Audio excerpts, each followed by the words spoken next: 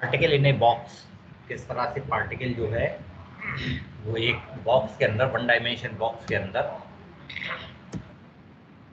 Behave करता है, उसकी स्टडी करेंगे। तो सपोज ये हमारा वन डायमेंशनल बॉक्स है, 0 और ए जिसकी बाउंड्री है, इस बाउंड्री के अंदर ही पार्टिकल जो है वो फ्री टू मूव है, मीन्स कोई पोटेंशियल फेस नहीं कर रहा, और आउटसाइड दिस बाउंड्री जो है वो पोटेंशियल इनफाइनाइट है। तो इस केस में किस तरह से बिहेव करेगा पार्टिकल, श्रोडिंगर इक्वेशन की हेल्प से हम वो कैलकुलेट करेंगे। तो इस फिगर को बना लीजिए और लिखिए फिर जरा इसमें एक line.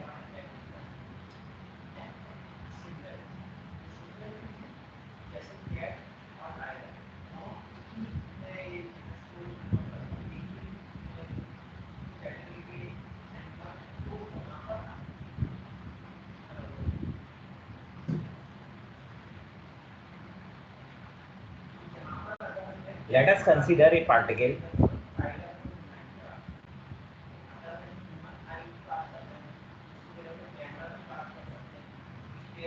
let us consider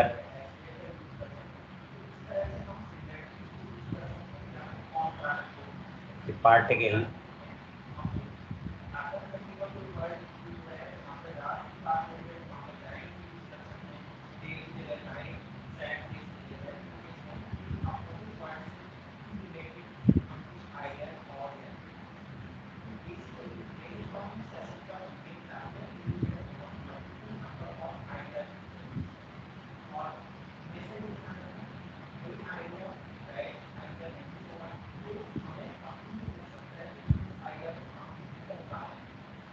restricted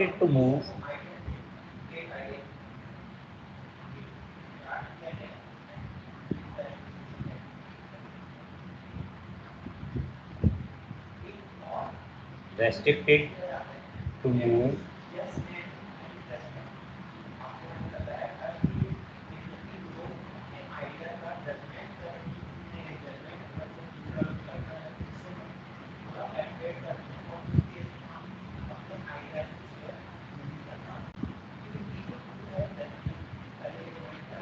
along x-axis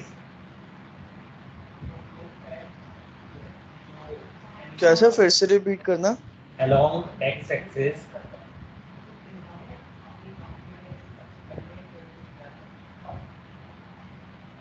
between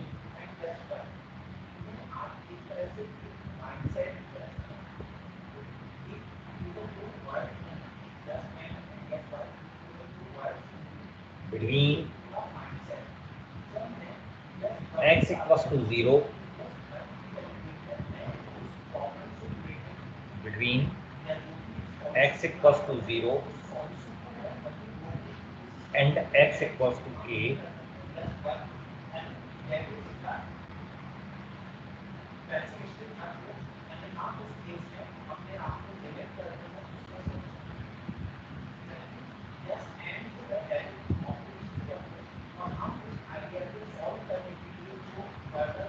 in the one-dimensional box.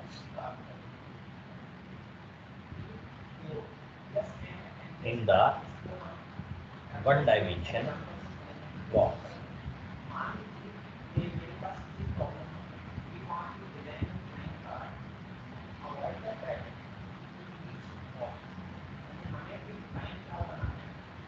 For the particle free to move, for the particle free to move, तो ये पहली वाली इक्वेशन लिख लीजिए, v equals to 0 for a greater than x greater than 0.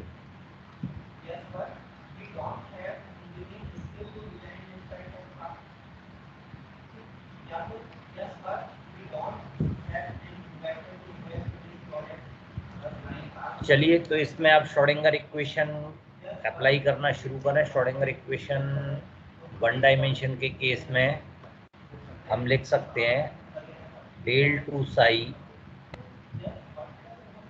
Over del X square, one dimension के case में ये लिखा जा सकता है प्लस 2me, तो आप यहाँ लिख सकते हैं the Schrodinger equation for this particle is 2m over h cut square e minus v psi equals to 0, और इस पार्टिकल के लिए v 0 है। For this particle del two psi over del X square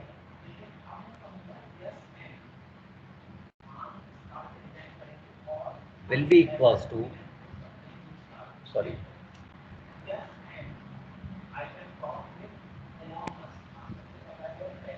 plus 2me over h cut square psi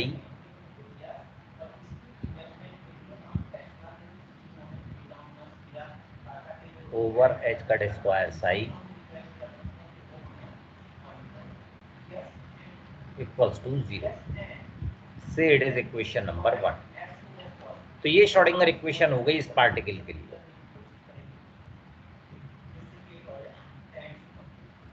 अब हमने equation को simplify करने के लिए हमने एज्यूम कर लिया लेट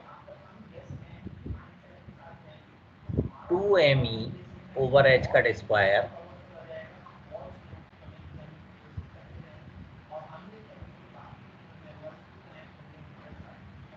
इक्वल्स टू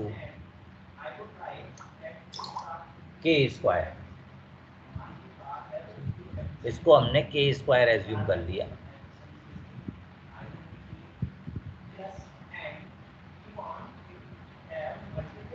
देन तो ये वैल्यू अगर हम के स्क्वायर रिप्लेस कर दें यहाँ इक्वेशन नंबर 1 में, तो हमारी इक्वेशन 1 हो जाएगी del two psi over del X square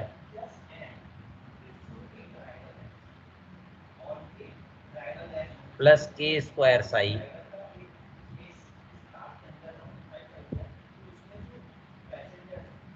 equals to 0।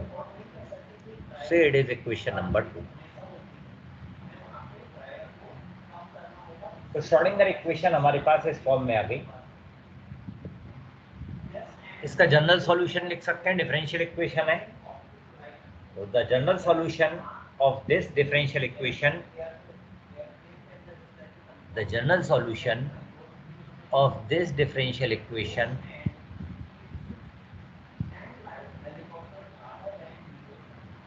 is of the form a sin x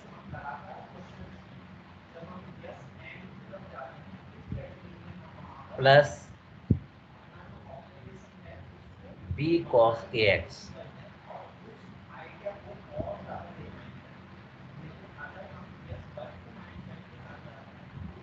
sorry के रह गया यहाँ,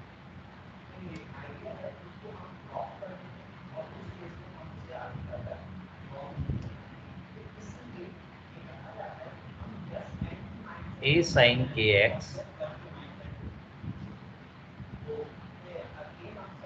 plus b cos kx।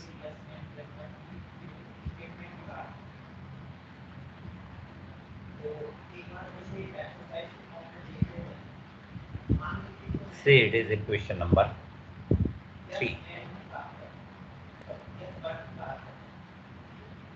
तो इक्वेशन नंबर 2 का सॉल्यूशन इक्वेशन नंबर 3 है। मींस ये जो है कंप्लीट बिहेवियर पार्टिकल का प्रेडिक्ट करेगा where a and b are constants. देख लीजिए ये where a and b are constant, where a and b are constants. तो इनका एग्जैक्ट बिहेवियर मालूम करने के लिए कांस्टेंट a एंड b की जो वैल्यू है ये मालूम होनी चाहिए, और इनकी वैल्यू निकालने के लिए हम बाउंड्री कंडीशंस का यूज़ करते हैं।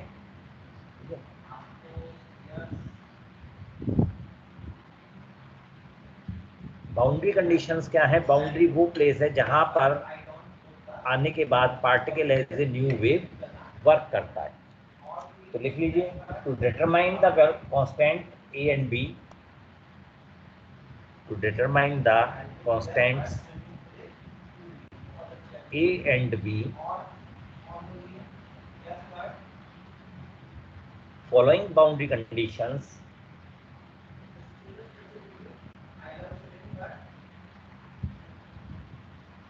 are applied,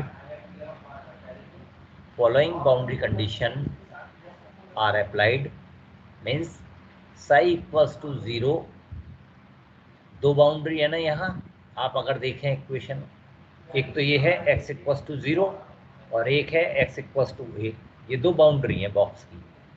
तो यहाँ पर टकराने पर particle as a new wave work करेगा, मीन्स इस जगह पर आने पर पार्टिकल का जो एम्पलीट्यूड है साई है वो 0 हो जाएगा। तो psi will be 0 at x equals to 0, पहली बाउंड्री पर साई 0 होगा, x इक्वल्स टू 0।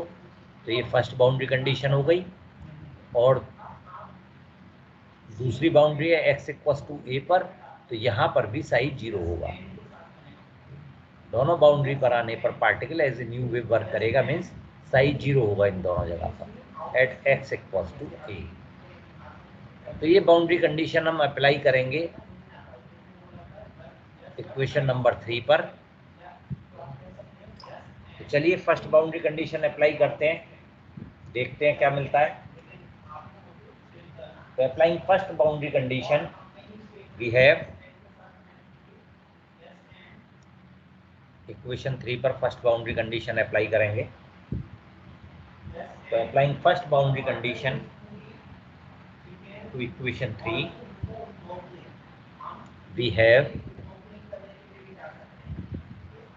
तो देखिए 0 इक्वल्स टू ए साइन, क्योंकि हमें साई और एक्स दोनों की वैल्यू 0 रखनी है, A sine k0 plus B cos k0।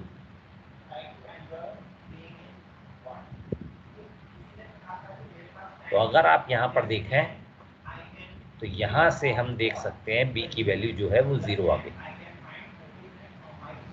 b equals to 0।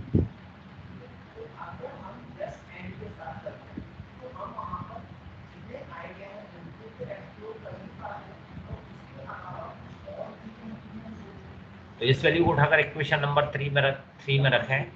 तो equation 3 reduces to, equation 3 reduces to psi equals to a sin kx, means Sai जो है वो साइनोसॉइडल वेव की तरह से बिहेव करेगा। दूसरा जो फैक्टर है कॉस वाला वो 0 आ गया, p कांस्टेंट जो है वो 0 है। यानी ये जो है वो इक्वेशन आई डेवलप होकर इक्वेशन नंबर 5 दे देते हैं ऐसे। ये इक्वेशन नंबर 5 बताएगी कि पार्टिकल किस तरह से बिहेव करेगा बॉक्स के अंदर।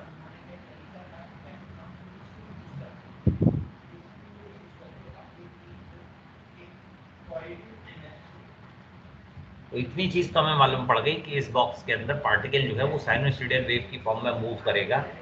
अभी हमारे पास कांस्टेंट ए की वैल्यू नहीं आई है, हम एक बाउंड्री कंडीशन को अप्लाई कर चुके हैं। तो अब दूसरी बाउंड्री कंडीशन अप्लाई करके देखते हैं। अब जो भी कंडीशन हम जो भी ट्रीटमेंट करेंगे वो इक्वेशन नंबर 5 पर करेंगे, क्योंकि एक कंडीशन से हमें मालूम पड़ गया कि ये बी वाला जो फैक्टर है ये 0 हो चुका है, इसका कोई रोल नहीं होगा।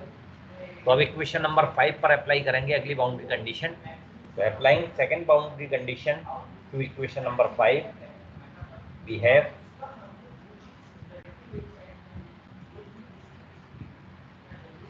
applying second boundary condition to equation number 5 we have a sin ka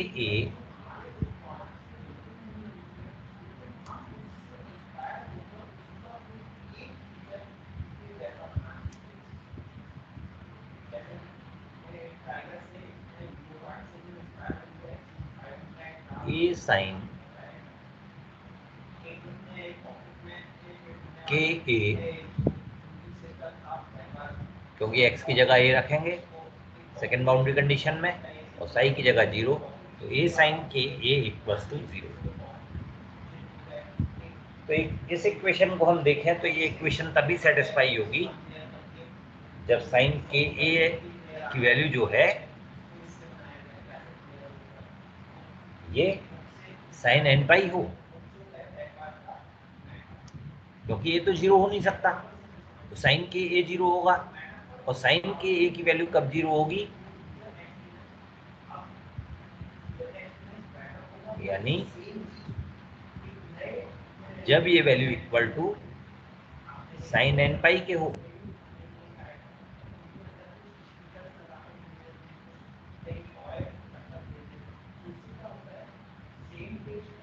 तो इसका मतलब क्या हुआ कि जो के ए की वैल्यू है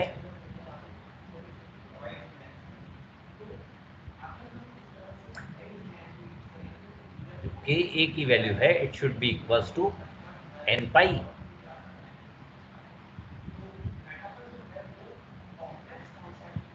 और ए की वैल्यू आप यहां से लिख सकते हो, सॉरी के की वैल्यू आप यहां से लिख सकते हो, k will be equals to n pi over A.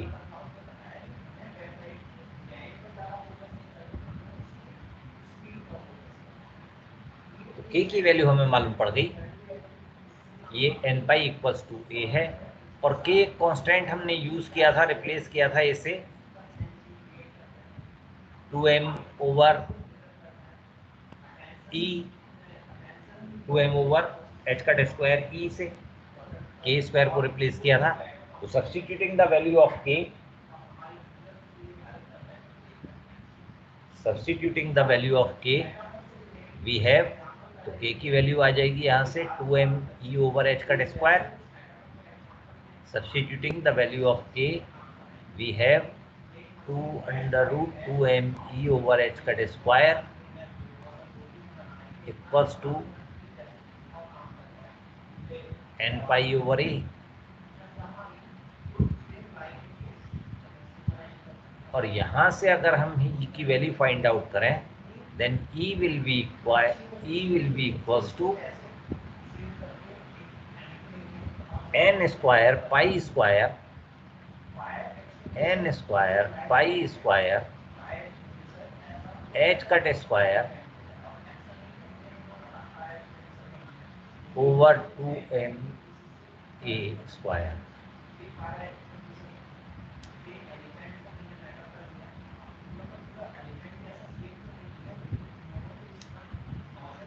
Over 2m A square. तो ये जो फॉर्मूला है ये एनर्जी आइगन वैल्यू प्रोवाइड करेगा कि किस जगह पर कितनी एनर्जी होगी पार्टिकल से। It is equation number 7।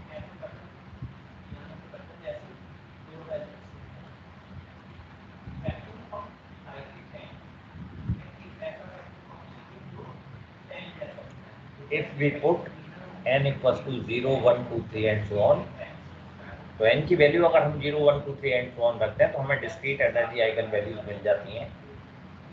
If we put n equals to 0, 1, 2, 3 and so on,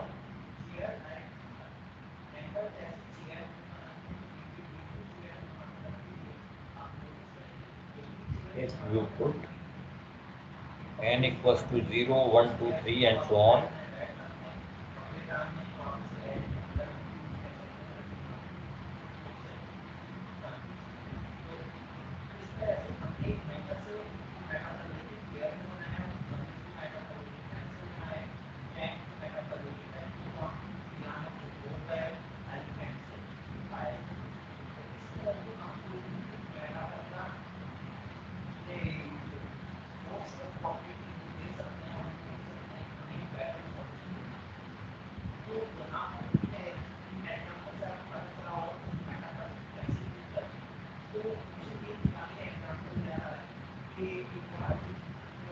if we put n equals to 0, 1, 2, 3 and so on,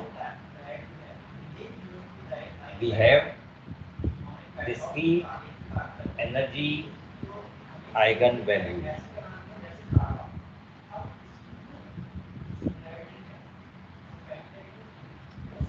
discrete energy eigen value. तो हमें एनर्जी की वैल्यूज तो मिल गई, लेकिन अभी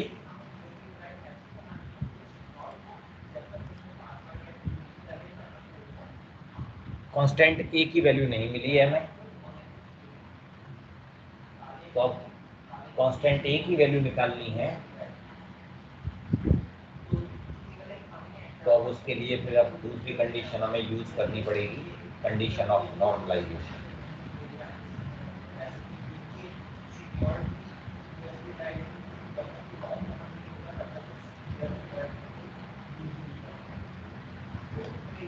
तो k की वैल्यू को अगर हम इस इक्वेशन नंबर मतलब 6 से k की वैल्यू को इक्वेशन नंबर 5 में रख दें तो हमारे पास आइगन फंक्शन आ जाएगा नया। तो लिखिए यहाँ पर from equation 5 and 6 from equation 5 and 6 we have from equation 5 and 6 we have the eigenfunction psi equals to a sin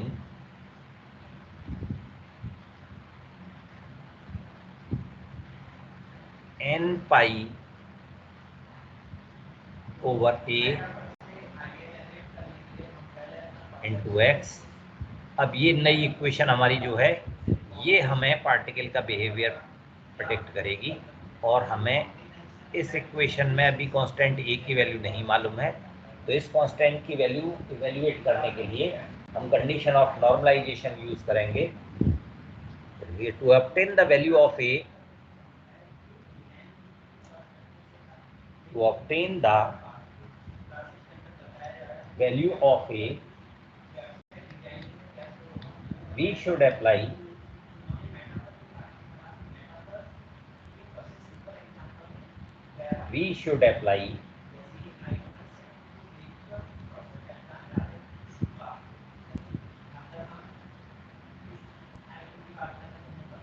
condition of normalization, we should apply condition of normalization। that is condition of normalization क्या होती है, जैसा हमने पहले भी बताया था, with in the limit, limit क्या है हमारे पास 0 to a, जो प्रोबेबिलिटी डेंसिटी है ये 1 होनी चाहिए, mean Sai mode square dx 1 dimension है, शुड बी इक्वल्स टू 1। और अगर इक्वेशन नंबर 8 की वैल्यू यहाँ रखें तो ये इक्वेशन हमारी बन जाएगी और 0 to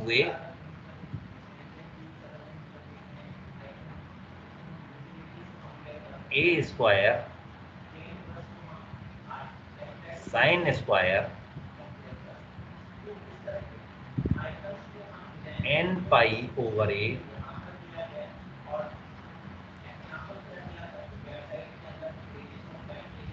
dx इक्वल्स टू 1। और यहाँ से अगर हम a की वैल्यू फाइंड आउट करें इस इंटीग्रल को सॉल्व करके, then it will comes out a equals to √2 by a।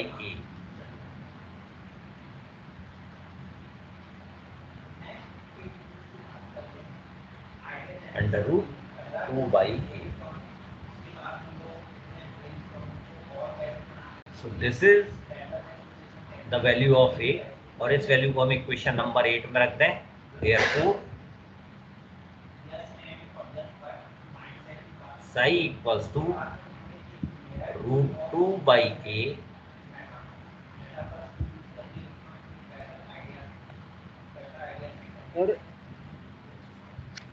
Hello sir. हाँ सर ये साइन के एंगल में एक्स भी तो है। हाँ एक्स रह गया, एक्स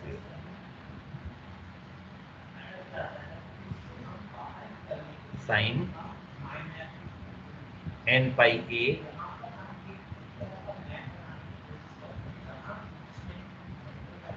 इंटू एक्स। तो ये आइगन फंक्शन बना जो पार्टिकल का बिहेवियर बताता है।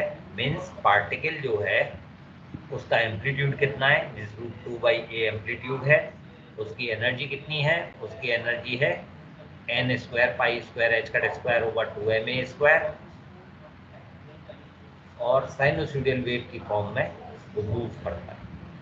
तो इस इक्वेशन 9 से पार्टिकल का बिहेवियर जो है वो प्रिडिक्ट कर लिया जाता है।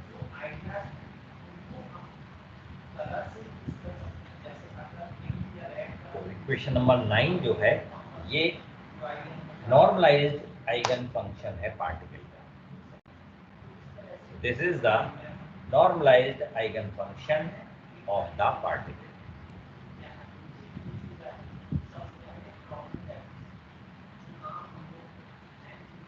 This is the normalized eigenfunction of the particle. ये था आपके पार्टिकल इन बॉक्स। तो पार्टिकल इन बॉक्स में कितनी एनर्जी उससे एसोसिएटेड होती है, क्या आइगन फंक्शन होता है।